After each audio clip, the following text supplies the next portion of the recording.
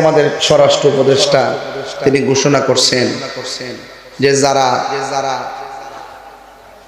হাদিকে এভাবে গুলি করছে যদি ওই তাকে ধরাই দিতে পারে 50 লক্ষ টাকা দিবে। কত? এই কথাটা আমার কাছে পছন্দ হয়েছে না। একজন স্বরাষ্ট্র উপদেষ্টা এভাবে কথা বললে হবে না। গত কয়েক মাস আগে আমার এই মসজিদের ইমামকে প্রকাশ্যে মারলো, ভিডিও ফুটেজ আছে, তারা প্রকাশ্যে ঘুরতেছে। ওই সময় যদি ওই সমস্ত খুনিদের গলা টিপে ধরা হতো, আজকে হাদিকে গুলি করার সাহস পেত না। আলু দিয়ে আর পেঁয়াজ দিয়ে বুঝদন দিত না। কথা কোন ঠিক না বেঠিক?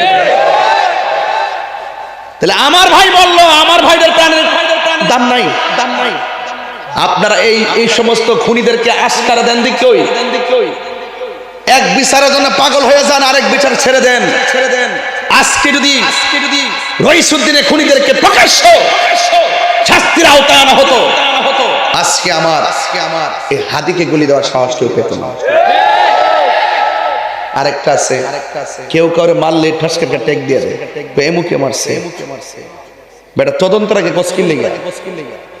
যখন বলে যে এমুক দলে মারছে, এমুক নেতা মারছে, তখন প্রকৃত খুনিরা আড়াল হয়ে যায়। কথা কোন ঠিক না বেঠি? এগুলো বন্ধ করতে হবে।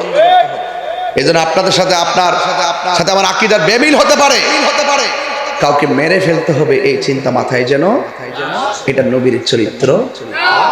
বড় করে আল্লাহু আকবার। এই জন্য আমরা সবাই মিলেমিশে দেশটার ভিতরে শান্তিতে বসবাস করতে চাই।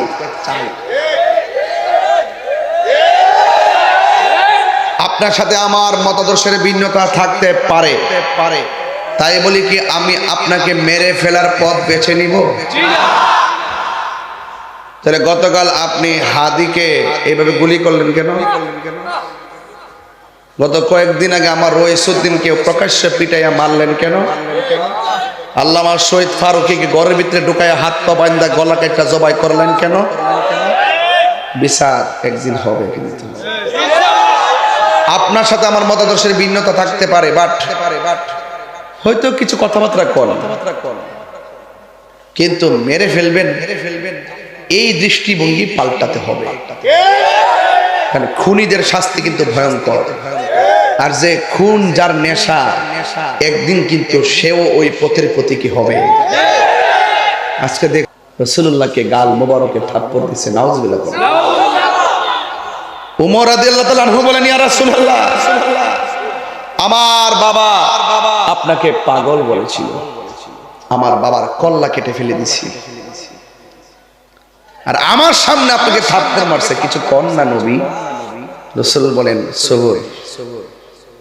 একটু পরে আমার রাসূল বলতেছেন, আপনি যে আমাকে মারছেন হাতে কি ব্যথা পাইছেন? তখন ওই ইহুদি বলে, এটা কেডা রে? আরে এ কেমন নবী রে, নিজের ব্যথার চিন্তা করে না, আমার হাতের খবর নেই। নবী গো ভুল করছি, আমার কালিমা পড়ে মুসলমান বানায় দেন। ইসলামটা এত সুন্দর, বুঝতে পারছেন? ইসলামটা এত সুন্দর।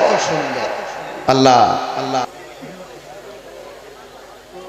আমার ভাইয়েরা, লাকাদ কানা লাকুম ফি রাসূলিল্লাহি উসওয়াতুন হাসানা। নবীর মধ্যে আছে আমাদের জন্য উত্তম আদর্শ নিহিত।